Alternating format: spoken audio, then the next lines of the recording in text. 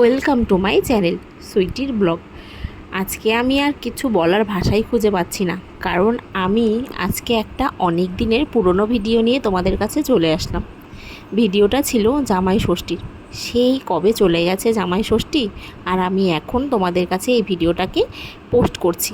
কি আর বলবো, কিচ্ছু বলার নেই। আমার মতন ব্লগার থাকলে ভাইরাল তো একদিন হতেই হবে। ভিডিও কিন্তু করার সময় আমার একদমই অলসতা কাজ করে না, কারণ আমি ফটো তুলতে ভিডিও করতে খুবই ভালোবাসি।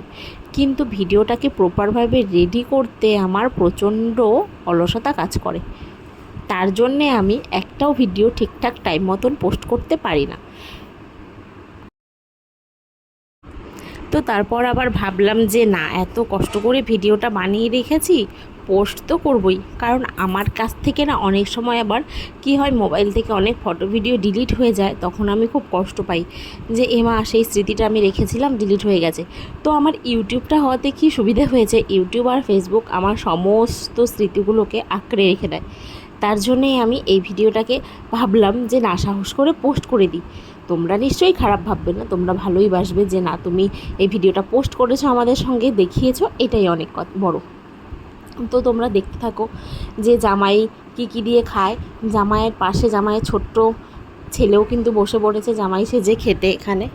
এখানে ওকেও সুন্দর করে সাজিয়ে খেতে দিয়েছে আমার মা।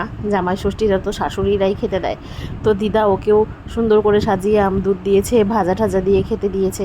আর ওর বসা মানে তো শুধু একটু নামের বসা, ও তো আর খাবে না। ওর শুধু এগুলো একটু হাতিয়ে মজা করবে, আলু ভাজা খাবে, ব্যাস হয়ে গেছে ওর খাওয়া।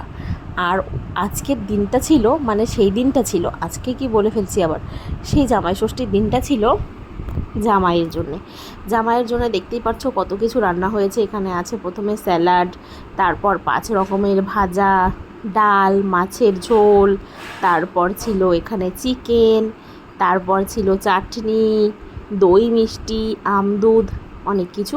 আর এখানে আমি ছেলের খাবার দেখাচ্ছি, ছেলে কি মজা করে খাচ্ছে। ওর বাবা একটু সেজেছে বলে ছেলেরও কিন্তু সাজার ইচ্ছে হয়েছে যে মা আমাকেও সব কিছু আংটি ঠাংটি পরিয়ে দাও, আমিও সাজবো। যাই হোক, ওকে সবসময় এগুলো পরানো হয় না, কারণ ও ছোটো বাচ্চা বাড়িতে ছিল, তাই একটু পরিয়ে সাজিয়ে রেখেছি। তোমরা আবার কেউ ভেবো না যে এগুলো পরিয়ে আমি বাচ্চাকে বাড়ি থেকে বের করি, কারণ বের করি না। ছোটো বাচ্চা এ সমস্ত সোনার জিনিস টিনিস পরে বাইরে না যাওয়াটাই ভালো, হারিয়ে যাবে বা যাই হোক কিছু একটা হয়ে যেতে পারে। তার জন্য আমি বাচ্চাকে এগুলো কিন্তু বাড়িতেই পরিয়ে রেখেছিলাম সেদিন। তো ওর বাবা খাচ্ছে আর একটু ভিডিওর দিকে তাকাচ্ছে, দেখছে আমি ভিডিও করছি, না তাকালে আবার বকা দিব, তাই জন্য একটু তাকিয়ে আর কি দেখাচ্ছে আমাকে। তো তোমরাও তো খুব জামাই ষষ্ঠীতে সবাই মজা করেছো, সবাই অনেক দিন আগেই ভিডিও পোস্ট করেছো। আমার ভিডিওটা অনেকটা লেটে চলে আসলো, তোমরা কেউ রাগ করো না। আমার ভিডিওটা আমার এই বকবক শুনতে শুনতেই এনজয় করো। আর আমার ছেলে কিউট কিউট মিষ্টি মিষ্টি হাত দিয়ে খাচ্ছে, এটা দেখেও তোমরা ভিডিওটার আনন্দ নিতে পারবে। আবার দেখাচ্ছে খুব ইয়ামি হয়েছে। দিদার হাতের রান্না বলে কথা, তাই না?